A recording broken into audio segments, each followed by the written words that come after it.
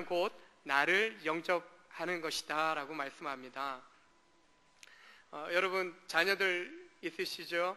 그리고 또 자녀들 결혼하고 또 손주를 보신 우리 어르신들도 계실 텐데, 이번 한 주간은 여러분 무조건 토달지 마시고 여러분 자녀 또한 여러분 또 손주들 마음껏 축복해 주시고 또 주님 말씀처럼 환영해 주시고 사랑해 주시길 주님의 이름으로 축원합니다. 어린아이들이 가르침을 받을 때입니다. 성장기에 있는데 가장 좋은 가르침이 뭔가? 사랑과 섬김을 가르치는 것입니다. 이 아이들이 사랑과 섬김을 가르침을 받는 데 있어서 가장 좋은 방법은, 그 교육의 효과는 보여주는 겁니다. 보여주는 겁니다.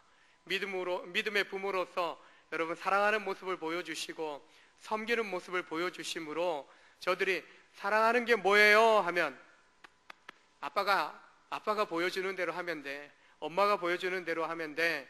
할아버지가 할머니가 보여주는 대로 사랑하면 돼. 섬기면 돼. 나를 따르라고, 나를 본받으라고 그렇게 자신 있게 믿음으로 가르쳐 주시고 또 보여주시는 여러분 되시길 주의 이름으로 축원합니다. 그래서 가정의 달인데 이 5월의 첫 주간은 여러분 자녀들을 위한 그런 한 주간으로 여러분이 선포하시고, 어떻게 더 사랑하고 더 축복할까? 어떻게 하면은 정말 저들이 내가 사랑하는 주님 만날 수 있게 할까? 그 마음으로 다가서시고 그렇게 또 문자도 보내시고 전화도 하시면서, 아이고 다음 주면 어버이 주일인데 기다리자. 먼저 전화 오기를 기다리지 마시고 이번 주간에는 다 크고 부모가 된 자식을 둔 그런 자녀라 할지라도 제가 보니까요 어머님 전화 올 때가 좋았어요. 고아되고 나니까요 전화 올 때 없어갖고요 불편해요. 그래서 가끔 형님이 문자 올 때가 있어요. 그게 좋더라고요. 뭐 보내달라고, 야 뭐 처리해야 되는데 도장 좀 보내라, 이런 문자라서 좀 아쉬울 때가 있지만 가끔 그래도 잘 지내고 있는지 카톡을 통해서 말씀의 문자, 이렇게 아름다운 그림, 꽃을 찍어서 이렇게 보내올 때면은 행복해요. 그런 문자 받을 때가. 이번 주간에는 부모된 여러분이 사랑하는 자녀들 또 손주들에게 행복한 문자, 행복한 말씀의 문자를 보내셔서 그들을 기쁘게 하는, 또한 그들이 사랑받고 있다라는, 그런 관심받고 있다라는 그런 기쁨을 누릴 수 있도록 여러분 사랑하시고 섬겨주시기를 주의 이름으로 축원합니다. 그러면서도 여러분 마음의 한 부분에 또 우리 주일학교를 한번 돌아보십시오. 유치부, 유초등부, 중고등부 애들은 저보다 커서 좀 징그러워요. 근데 우리 유치부, 유초등부 아이들은 너무나 사랑스럽습니다. 볼 때마다 그냥 제 입꼬리가 올라갑니다. 그냥 저절로 머리에 손 얹고 어떻게든 좀 안아주고 싶고 뭐 줄 거 있으면 다 주고 싶은 그런 마음이 있습니다. 그래서 제 책상에 뭐 초콜릿 하나 있으면 6층에 올라오는 데 있으면 초콜릿 줄 테니까 오라고. 마음을 사는 데 있어서 다른 거 없더라고요. 먹을 거 주면 애들 마음이 열려지는 것 같아요. 혹 내가 교회 위해서 뭐 섬길 거 없는가? 주일학교 교사 하시면 됩니다. 뭐 섬길 거 없는가? 아이들 좀 차량 운행 좀 해주셔요. 우리 부장님이 하시던데 아이들 돌봐야 되니까 차량 운행 좀, 운전면허증 있는 분들은 좀 섬겨주셔도 됩니다. 대신 1종이 있어야 됩니다. 2종 가지고는 안 됩니다. 차량 봉사, 그것도 안 되겠다. 돈 좀 모아 놓으셨다가 간식 한번 쏘시면 됩니다. 그렇게 하시면 돼요. 가끔 주일을 감당하면서 나름 이제 목회 사역에 여러 재정적인 어떤 지원들을 제가 받기도 하지만은 가끔은요 그거 상관없이 당신 가지고 있는 카드로 써라. 아내에게 알아서 이제 사랑할 수 있는, 섬길 수 있는 부분들에 대해서는 알아서 이제 목회와 상관없이, 사역과 상관없이 사랑하는 부분들, 섬겨야 되는 부분에 대해서는 그렇게 섬기려고 합니다. 가르치면서 하라고 하면서 제가 안 하면 안 되는 거 아닙니까? 그래서 김 목사가 하는 만큼 하시면 될 것 같아요. 목사님 뭐 하더라? 그만큼 여러분 따라 주시면은 참 우리 주일학교가 풍성해지지 않을까라는 생각을 해보게 되고요. 섬김의 영역에서 사랑을 나누는 데 있어서도 그런 섬김, 사랑 베풀면은 섬긴 대로 하나님 더하여 주시는, 또 뭔가 길을 열어주시는, 채워주시는 그런 놀라운 은혜들을 경험하게 될 줄로 믿습니다. 오늘은 우리 영혼의, 우리 육신의 치료자로, 구원자로 오신 예수님이 오늘 어떤 놀라운 역사를 이루어 주시는지를 보게 됩니다. 그 주님께서 우리에게도 찾아오셨고 우리 안에도 그런 놀라운 치유로, 회복으로 임하여 주시는 줄 믿을 때에 오늘 이곳 가운데 성령으로 임하시는 주님의 은혜의 손길 아래 우리 심령이 새로워지고 우리 영혼을 온전하게 구원하여 주시는 그 축복 가운데 우리가 들어가게 될 줄로 믿습니다. 세계 어떤 교회보다도 우리 한국 교회 가운데 주신 특별한 특징이 있다면 신방입니다. 신방. 기도도 있어요. 새벽 기도도 있는데 가끔 보면은 좀 다른 나라에도 선교사님들을 통해서 또 우리 성도들의 영향을 받아서 조금씩 새벽 기도, 금요 기도, 목요 기도 이런 특별한 기도 집회를 하는 교회들이 많이 생겨나는데 이 신방에 대한 부분들은 여전히 쫓아오기 좀 힘들기도 합니다. 신방, 이게 한국교회의 문화인가 신앙의 문화인가 아니면 성경적인 겁니다. 우리의 구원이 어떻게 시작되었습니까? 바로 하나님이 바로 우리의 인간의 몸을 입고 성육신 하셔서 우리 가운데 찾아오심으로 구원의 역사가 시작되어진 거죠. 처음 창조 때 하나님이 만드심으로도 시작되었지만 예수 그리스도로 이 땅 가운데 오심으로 우리 가운데 구원의 역사가 시작된 줄로 믿습니다. 바로 주님이, 우리가 올라갈 수 없으니까 우리 주님이 인간의 몸으로 내려오신 거죠.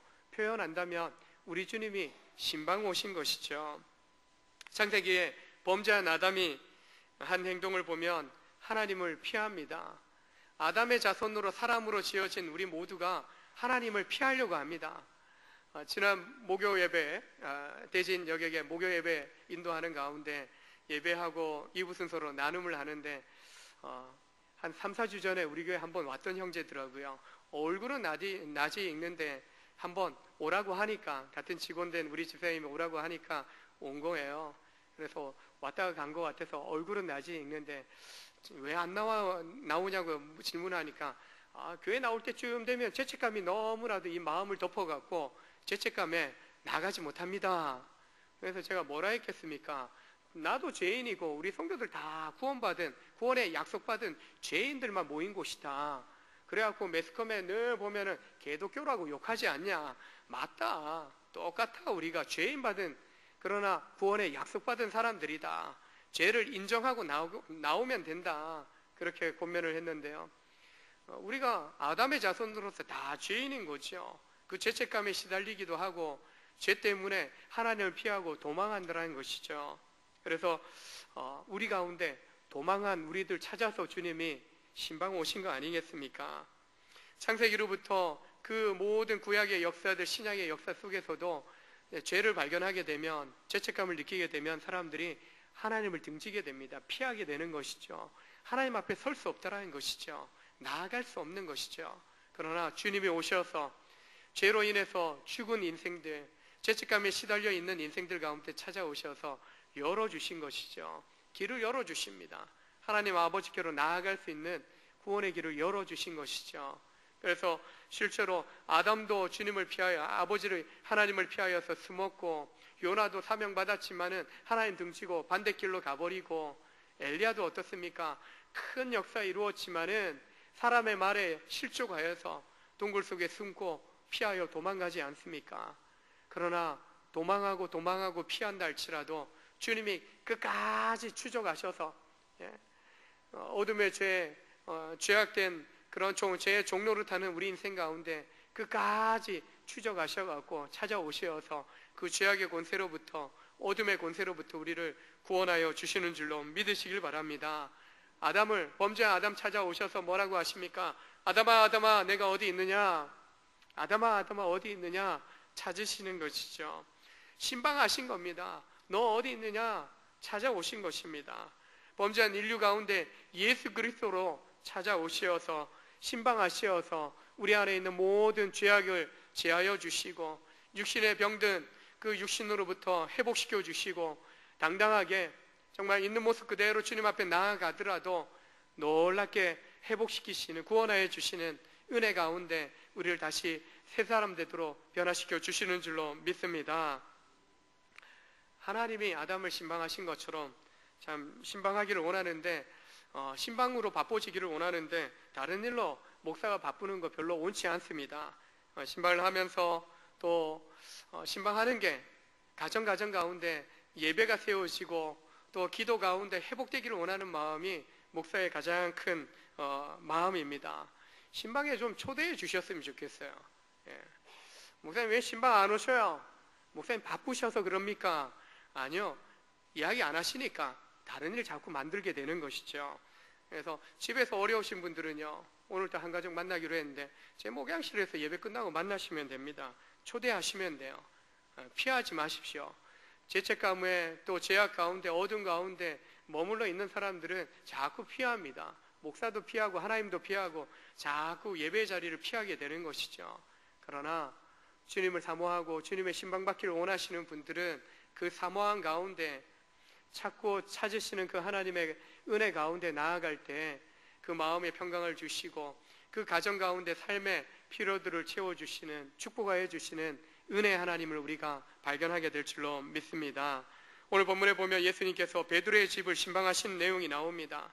시몬과 안드레의 집이라고 이야기합니다. 시몬의 장모가 열병에 걸려 누워 있습니다.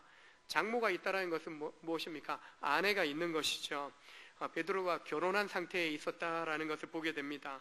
고린도전서 9장 5절에 보면 사도 바울이 베드로에 대해서 이야기할 때 베드로가 그의 아내와 함께 이 전도 여행을 다녔다라고 이야기를 합니다.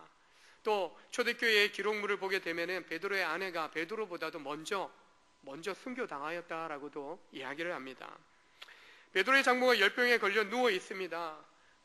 열병이란 것이 습기가 많고 더운 지방엔 말라리아로 이렇게 추론되어지는 그런 질병의 하나라고 볼 수 있는데요. 갈릴리 바닷가 인근에 흔하게 나타나는 풍토병이었다라고 이야기합니다. 의사인 누가는 누가복음을 통해서 중환 열병, 그 열병으로 인해서 병이 중화해졌다, 점점 더 알아눕게 되었고 죽어가고 있는 그런 상태였다라고 이야기를 하고 있는 것입니다. 열병이니까 열이 많이 나르는 거죠. 40도를 오르내리는 그런 고열로 인해서 탈수 증상도 나타납니다. 죽음에 이르게 되는 질병 중에 하나였다라고 이야기합니다. 이 심한 고열로 인해서 사경을 헤매고 있는 그 가정 가운데 오늘 예수님이 신방하신 것입니다. 이 열병에 대해서 어떤 분은 단순한 풍토병이기도 하지만은 그 풍토병의 원인 중에 하나가 화병이 아닌가라고 이야기를 하기도 합니다. 사람들이 이 베드로의 시몬의 장모에 대해서 이야기를 합니다. 여차여차해서 이 열병이 생겨났습니다 라고 예수님께 이야기를 한 거죠. 어부 생활로 베세다 출신인 그가 가버나움까지 옮겨오게 된 것입니다. 그곳에서 예수님을 만났습니다. 어부 생활로 가족을 부양했던 베드로가 어느 날 바닷가에서 한 청년을 만나더니 눈이 뒤집힌 겁니다. 그래서 눈빛이 달라지더니 집안에 어부 생활 다 집어던지고 그를 따라 나선 것입니다. 가정을 돌보지 않고 또한 가정의 생계를 책임지지 않는 사위를 본다. 딸을 두시고 시집 보내신 분들, 장인이자 장모가 되시는 우리 분들 생각해 보십시오. 사위가 직장 없이 뭔가 사명받았다라고 하면서 뭔가 엉뚱한 길로 가고 집안 돌보지 않는다라고 할 때 열 받습니까? 안 받습니까? 제가 아내랑 교제하다가 결혼할 때 선교단체 사역을 하고 있었는데 장모님이 되게 싫어하셨어요. 바로 위에 처형네가 이제 동서네가 중국 선교사로 사역하고 있었는데 그때도 들어보니까 장모님도 금식기도 하고 또한 딸 되는 바로 위에 처형도 금식기도 했다라고 하더라고요. 근데 자식 이기는 부모 있습니까? 져서 장모님이 지시고 선교사 아내로 선교사로 이렇게 파송을 받았다라고 이야기를 들은 적이 있는데 저는 뭐 별로 문제가 되지 않았던 것 같은데 나중에 아내 통해서 들어보니까 장모님이 되게 많이 걱정하셨다라고 이야기합니다. 실제로 뭐 선교단체 간사 사역을 하지만 물질적으로 뭔가 가정을 책임질 만한 그런 능력이 안 됩니다. 아내가 직장생활을 하면서 가정을 책임지고 저는 뭐 돈 10만 원 받아오는 거 가지고 뭐 하겠습니까? 용돈 하는 거죠. 차비하는 거죠. 장모의 입장에서, 장인의 입장에서 볼 때에는 가정을 돌보지 않는 이 베드로 사이를 볼 때 탐탁치 않은 거야. 마음의 화병을 앓게 되어지는 것이죠. 근심하게 되어지는 것입니다.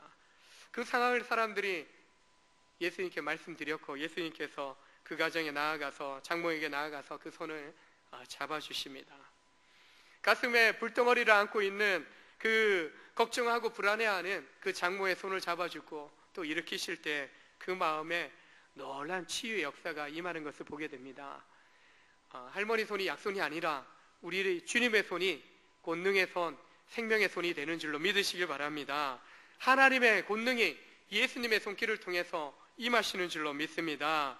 그 손을 잡아주실 때 하나님의 권능과 치료의 능력이 그 장모의 심령 가운데 임하였고 몸 가운데 임하여서 그 모든 열을 일으키는 고열들이 다 사라지는 역사들이 나타난 줄로 믿습니다.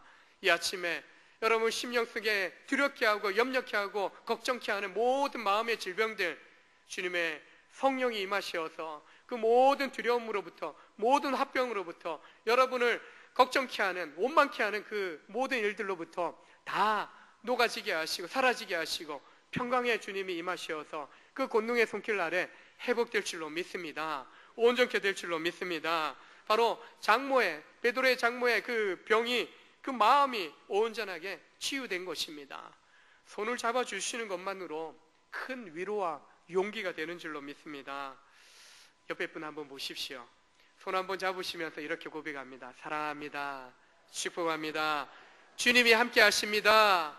주님의 권능의 손이 함께 하십니다. 아마도 부부간에 앉아 있으면은 혹시 지난밤에 싸우셨으면 손 못 잡으실 겁니다. 다투고 갈등하면 우리가 손 잡을 수 없는 것이죠. 그러나 마음이 다치고 또 갈등하는 다툼이 있다 할지라도 우리는 주님이 잡아주신 것처럼 사랑의 손길로 용서의 손길로 화해의 손길로 늘 그 손을 내미실 수 있기를 주의 이름으로 축원합니다. 잡아보니까 옆 사람 손이 따뜻합니까? 차갑습니까? 우리 온전교회 성도들의 손은 따뜻한 줄로 믿습니다. 가끔 보면요 손이 좀 차가운 분들이 계셔요. 그래서 우스갯소리로 파충류인가? 그렇게 이야기합니다. 뱀이 차갑잖아요. 징그럽기도 하지만 차갑습니다. 절대 파충류 아닙니다. 하나님의 거룩한 형상의 걸작품입니다. 체질의 문제인 거예요. 체질의 문제인 거예요. 놀라지 마시고 괜히 놀라면 그분 더 당황스러워합니다. 손잡아 주실 때에도 내 손으로 따뜻하게 따뜻한 온기를 전하면 되지 않겠습니까? 예배 후에 나가실 때 내가 예배 자리 오더라도 한 번도 손잡지 못한 분 계시면은 그분 동성끼리 한번 손잡으시면서 사랑합니다, 축복합니다, 인사 나누실 수 있기를 원합니다. 예수님이 시몬의 장모의 손을 잡아준 뒤에 그녀를 일으켜 주셨습니다. 즉각적인 치유가 일어난 것입니다. 열병으로 고통당하던 시몬의 장모가 예수님의 권능의 손길 잡아준 뒤에 회복되고 그 즉시로 일어난 것입니다. 오랫동안 누가복음에서는 중암열병이라고 했습니다. 오래되었어요. 점점 죽어가고 있었습니다. 오래된 질병은 어떻습니까? 회복에도요 시간이 필요한 겁니다. 새벽을 통해서나 또한 수요기도회나 금요기도회 때 또 나오셨던 분들은 이야기를 들으셨지만은 못 들으신 분들이 계시기 때문에 우리 최상현 집사님께서 지난주 토요일에 이렇게 좀 쓰러지셔갖고 수술 받고 주일 밤에 조금 깨어나면서 월요일에 낮에 제가 신방 갔을 때 면회 갔을 때 깨어나 계시고 이야기도 하시고 또한 다 알아보셨습니다. 만 이틀 만에 그렇게 하시고요. 수요일에 또 낮에 면회를 또 다른 또 분 한은영 집사님 또 시어머님 또 입원하셔서 같이 겸사겸사 신방 갔다가 마침 점심때니까 갔더니 죽을 드시고 계신 거예요. 만 나흘 만에 죽까지 드실 정도로 하나님 생명을 지켜주셔서 또 우리 믿음의 성도들의 합심기도 가운데 응답하여 주신 줄로 믿습니다. 이제는 문제가 뭡니까? 두개골을 열었기 때문에 큰 수술을 한 겁니다. 시간입니다. 시간. 그 시간과의 싸움 속에서 뭡니까?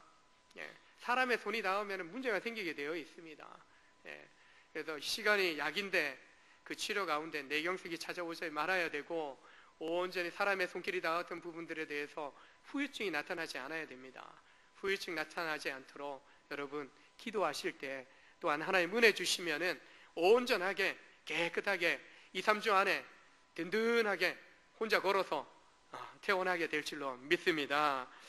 그때 신방 갔을 때 한은영 집사님 또 시어머님 마치 응급실에 계셔갖고 신방을 갔는데 그러셔요. 하나님 만나셔야죠. 그렇게 이야기했더니 하나님 만났다는 거예요. 목사님도 만났고 신방원 성도들도 만났으니까 하나님 만난 거 아니냐고 그렇게 이야기하셔요.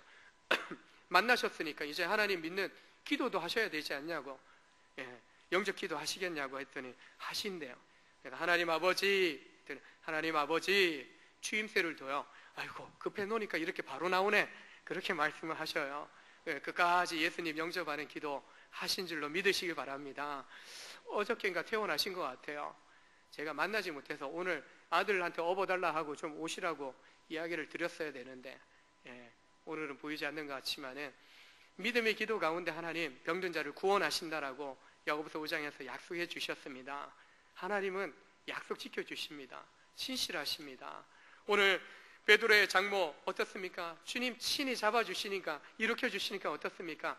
시간, 아무리 주간 질병도요 오래도록 회복의 기간이 필요하지 않습니다. 즉각적이고 완전하게 주님이 치료하여 주신 줄로 믿습니다. 우리도 믿고 의지함으로 하나님의 치료하심을 위해서 기도할 때 사랑하는 믿음의 성도들 가운데 재상인 집사님이나 또 우리 또 새가족 중에 신석주 우리 성도님 계신데 담당함 이렇게 투병 중에 계셔요. 기도해 주셨으면 좋겠고 새벽에 제가 정리해서 우리 성도들 가운데 하나님의 은혜 주셔야 될 우리 집사님들이 계십니다. 하나님 회복시켜 주시라고 새벽마다 기도회 때마다 합심해서 기도할 때 반드시 응답해 주시는 놀라운 은혜, 즉각적으로 하나님의 치료의 권능이 임하셔서 믿음으로 받을 때 하나님이 그 즉시로 치료하시는 놀라운 은혜를 우리가 보게 될 줄로 믿으시길 바랍니다. 하나님의 치유, 예수님의 치유는요 단순히 육체의 회복을 넘어서서 그 병이 재발되지 않도록 하시는 것을 보게 됩니다. 일으켜주시니까 일어나서 시몬의 장모가 뭐합니까? 예수님과 예수님의 제자 일행들을요 섬깁니다. 수정 들었다라고 이야기합니다.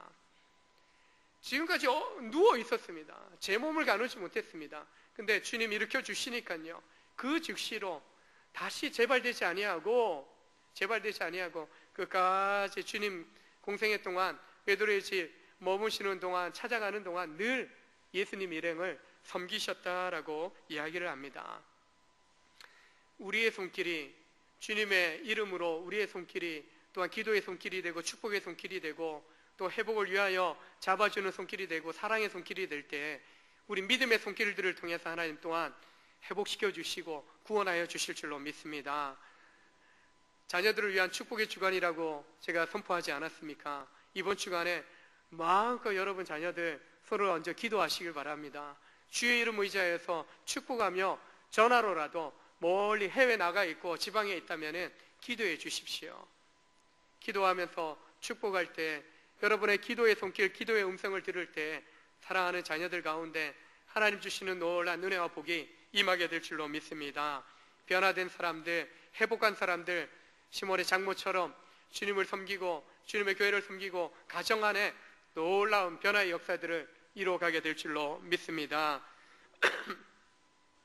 열심히 세상 중심으로 살아가다가 예수님 만난 이후에 믿고 나서 뭐 해야 될지 모르겠다라고 하시는 분들이 많이 계십니다. 그런 분들 계시면은 우리 성도님들 저한테 오시면은 제가 해야 될 일 가르쳐 드릴게요. 할 일은 많은데 왜 그렇게 우리 성도들 바쁘신지 같이 일할 사람들이 없어요. 나이 상관없습니다. 어르신들은 뭐 오시면 제가 텃밭 만들어 오는 거 같이 가꾸고 금요일에 우리 식재료 써야 되니까 상추 이제 좀 잘 자랐어요. 지난주 금요일에 겉절이해서 저희가 또 드셨거든요. 찾아보면은 기도의 자리, 섬김의 자리 많이 있습니다. 변화되고 회복하고 정말 하나님 주신 은혜를 누리면서 내가 뭘 해야 될까? 주님 나라에 이 나이에 뭐 할까가 아닙니다. 내가 어린데 내가 잘 모르는데 아닙니다. 섬기면서 주님을 알아가고 주님을 경험하게 되는 줄로 믿습니다. 가정 안에 섬겨도 되고요. 또한 직장 안에서 섬겨도 되고 또 우리 공동체 속에서도 섬겨도 되는 것입니다. 말씀을 보면 하나님 나라의 일꾼과 더불어서 주님의 일에 참여한 것입니다. 주의 일꾼들을 섬긴 것입니다. 또한 함께 우리 주일학교 교사로 섬길 수 있습니다. 차량 운행도 할 수 있습니다. 연세 많으신데 우리 한 집사님은요, 몸이 불편한 어르신들도 승합차에 같이 타셔갖고 손잡아 주시면서 오르고 내리고 이거 도와주시는 어르신들도 계셔요. 그거 단순한 일 같지만은 사랑함이 없으면, 정말 사랑함이 없으면 할 수 없는 일입니다. 너무나 귀해요. 그분도 어르신이니까 다른 분, 젊은 분 찾으려고 하는데 없어요. 예. 혹시 승합차 우리 어르신들 타고 내리실 때 좀 잡아주실 분들 헌신하셨으면 좋겠습니다. 교사로도 좀 헌신하셨으면 좋겠습니다. 하나님께서 우리에게 찾아오셔서 우리를 일으키셔서 구원해 주실 뿐만 아니라 이제는요, 가정 안에서 이웃들을 찾아가서 일으켜주고 구원하라고 우리를 보내주시는 것을 보게 됩니다. 직장 안에서 뭐 할까? 여러분, 혹시 우리는 술, 담배 안 하기 때문에 참 뭔가 세상 사람들과 교제하기가 참 힘듭니다. 직장생활 또 사무직에 있든 어떤 자리에 있든지 혹 일하시다가 출출할 타이밍이 있잖아요. 오후 4시, 5시 되면 출출하지 않습니까? 간식 좀 준비해다가 같이 나눌 수 있는 그런 자리에 두고 같이 드십시오 하는 어떤 선교단체 선배가 그런 고백을 들은 적이 있습니다. 실제로 그렇게 했대요. 뭔가 소통할 길이 없는 거예요. 술을 같이 먹지 않고 뭐 담배 피우면서 빠끔빠끔 담배 피우면서 뭔가 이야기 나누기도 그렇고요.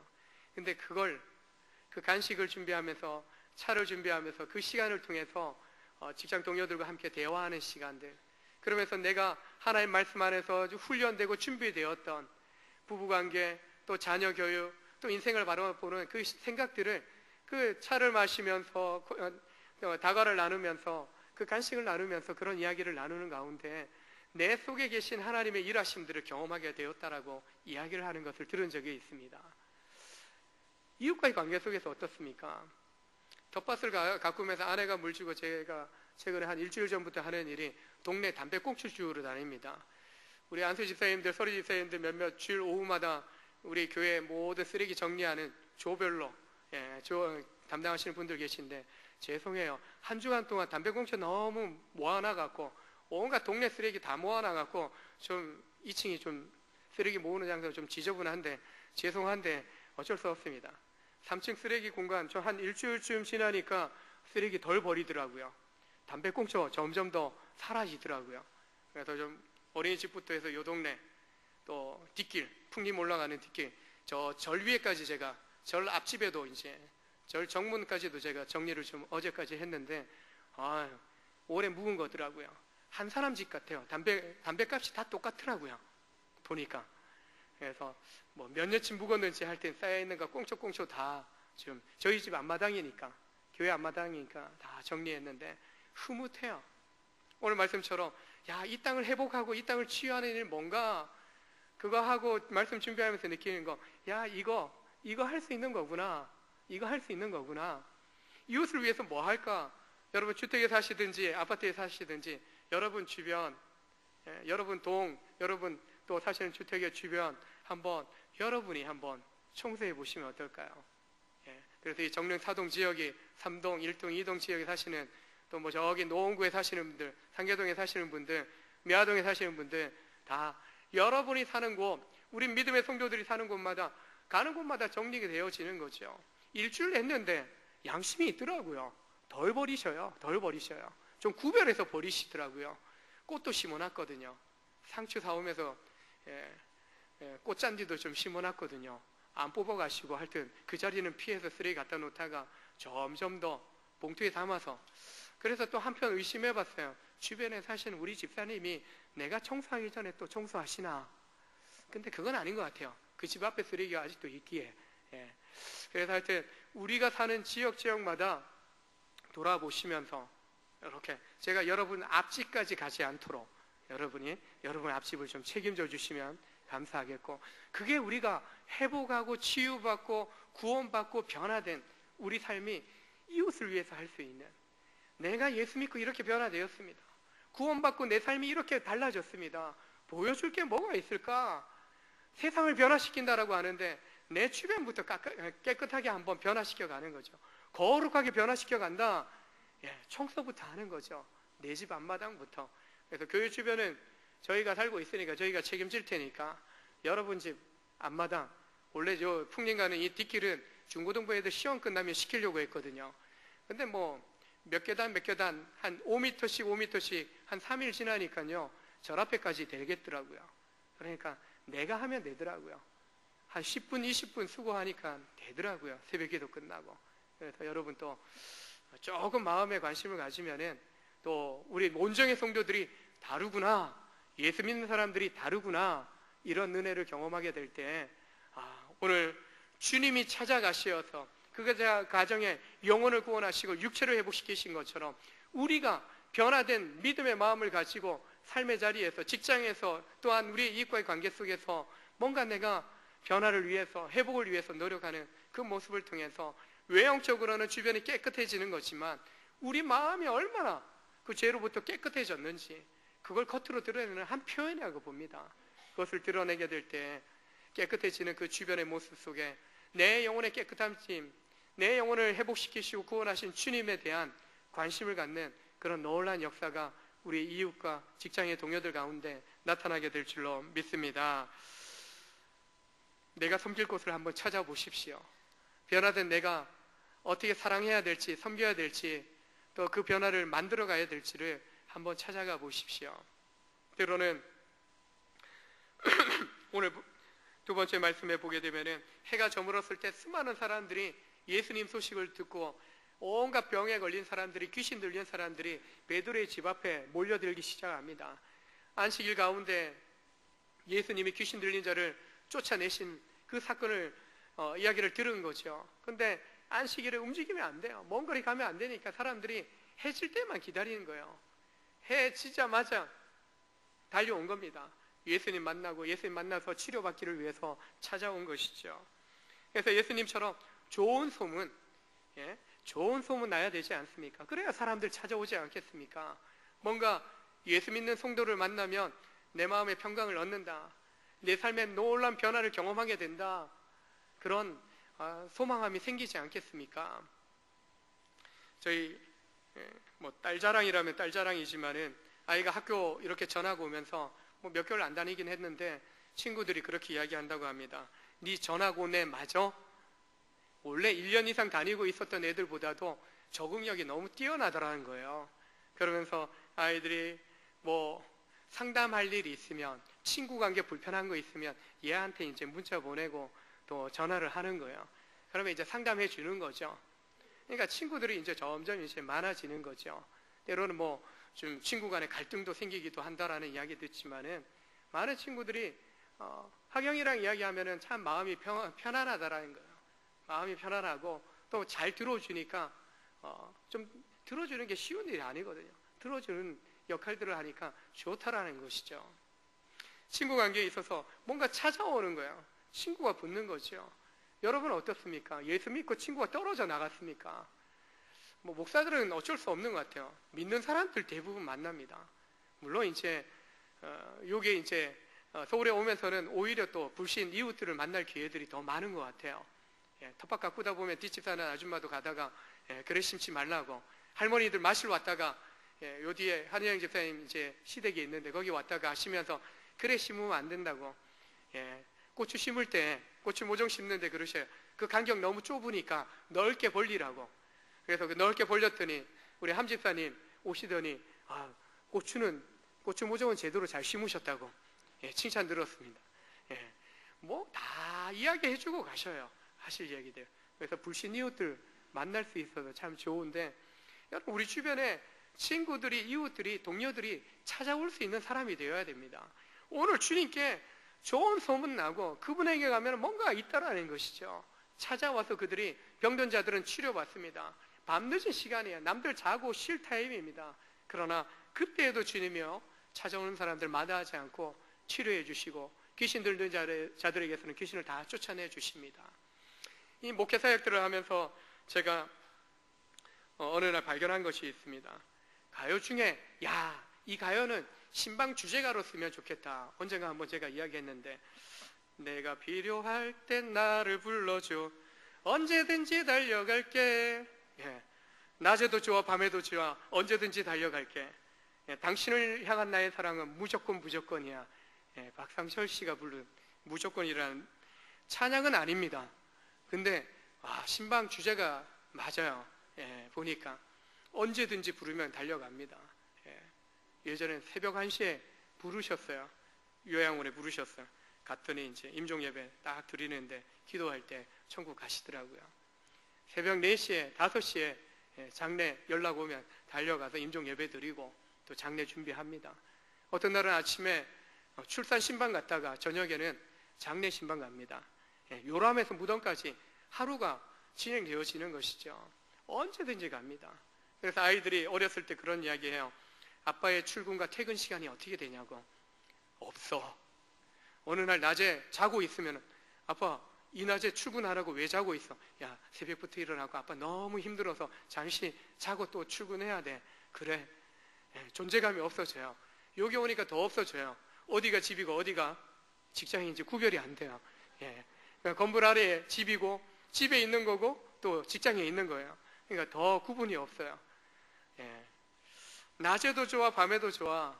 언제든지 우리 주님이 그렇게 사신 것 같아요. 새벽에 밤늦도록 목회하는 게 그게 때로는 재밌기도 하고 때로는 지치기도 하지만 주님 닮아가는 목회를 한다, 삶을 살아간다. 오늘 찾아오는 사람 마다하지 않았어요. 여러분, 누군가 나에게 찾아와서 뭔가 위로받기를 원하고 뭔가 손잡아 주기를 원하는 사람이 있다면 여러분 뿌리치지 마십시오. 왜냐하면 나를 통해서 주님을 만나기를 원하는 겁니다. 위로받기를 원하는 거예요. 오죽하면 나도 연약하고 부족한데 나에게 찾아왔을까? 잡아주셔야 됩니다. 그리고 우리는 준비되셔야 돼요. 우리의 믿음이 자라가야 되고요. 정말 하나님의 능력에 힘입어서 살아가야 됩니다. 그래서 누구라도 오면은 받아줄 수 있는 넓은 주님의 품을 우리가 품고 있어야 되는 것이죠. 그래서 빌보서 2장 5절의 말씀처럼 너희 안에 이 마음을 품으라. 곧 그리스도 예수의 마음이니 주님의 마음을 품고 살아갈 때 여러분을 통해서 놀라운 변화, 회복의 역사가 나타나게 될 줄로 믿습니다. 사고가 나면 질병에 쓰려졌을 때 최선의 치료의 시간이 필요합니다. 그 시간 안에 병원에 가든가 응급처치를 해야 되는 것이죠. 골든타임이라는 표현을 하죠. 구원에도 마찬가지입니다. 골든타임이 있습니다. 이때를 놓쳐서는 안 되는 겁니다. 때가 되면 오겠죠. 연기하지 마십시오. 이때가 아니면 안 되겠다라는 생각을 하셔야 됩니다. 기회를 만들어가는 사람이 있는가 하면 기회를 줘도 붙잡지 못하는 사람이 있습니다. 여러분은 이미 기회를 붙잡은 사람입니다. 기회를 붙잡은 사람입니다. 이제는요, 여러분을 통해서 누군가에게 기회를 주셔야 됩니다. 구원받을 기회, 하나님의 치료받을 기회, 은혜 받을 기회를 여러분이 주는 삶을 사셔야 되는 것이죠. 왜요? 누군가 여러분에게, 저에게 그 기회를 주지 않았습니까? 주님과 연결을 시켜주지 않았습니까? 이제는 여러분과 제가 하나님과 예수님과 또 우리의 이웃을, 우리의 가족을 연결할 수 있는 삶을 살아가야 할 줄로 믿습니다. 인생이 그렇게 저도 반백년 가까이 살아보니까요, 그래 길지 않은 것 같아요. 오늘 5월 1일 아닙니까? 2016년 벌써 4개월 후딱 날아가 버린 거 아닙니까? 3분의 1이 날아갔습니다. 3분의 1. 아유, 금방 흘러갑니다. 왜 이렇게 쏜살같이 흘러가는지요. 그냥 흘러보내지 마시고 거슬러 올라갈 수 있는, 거슬러 올라가면서, 시간을 거슬러 올라가면서 그 시간 속에서 하나님께 쓰임받는, 하나님의 능력의 통로로 쓰임받는, 은혜의 통로로, 구원의 통로로 쓰임받는 복된 우리 온정의 모든 믿음의 성도들 되시길 주의 이름으로 축원합니다. 교회의 사명이 영혼 구원입니다. 성도의 사명이 예수 증인의 삶을 살아가는 것입니다. 5월 그리고 6월 2달 동안 우리가 목장전도 할 텐데 다음 주부터 선포식을 할 겁니다. 여러분 정말 기도하고, 누구를 위해서 누구에게 복음을 전할지 기도하고, 정말 그 사람 이름을 불러가면서 또한 찾고 구하고 또 만나고 또 목장 모임 안에 초대도 하고 또 찾아가기도 하면서 그들 속에 복음을 나누고, 이미 또한 우리 가족들에게는, 나를 보는 우리 가족들에게 제대로 주님을 닮은 모습을 나타내시고 보여주면서 주님께 끌려올 수 있는, 싫어서 강제로 끌려오는 인생이 아니라 지남철처럼 그냥 자석에 딱딱딱딱 저절로 당겨지는 것처럼 하나님 영원한 삶을 사모하는 마음을 사람들에게 주셨기 때문에 끌려올 수밖에 없는 거죠. 특별히 우리 온정의 성도들이 주님께 끌리고 주님께 속해 있으므로 정말 이웃들을, 가족들을 쭉쭉 정말 사랑으로 끌어당길 수 있는 그런 사랑의 통로로, 구원의 통로로 놀랍게 쓰임 받으시기를.